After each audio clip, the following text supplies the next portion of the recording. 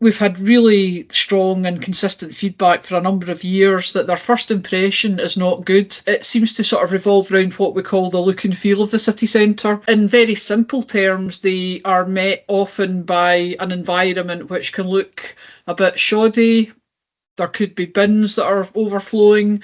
You could have fly posting, graffiti on buildings, all of this kind of thing. And if that's your first impression of Glasgow, where you're potentially going to invest millions of pounds or tens of millions of pounds, it's not a great first impression.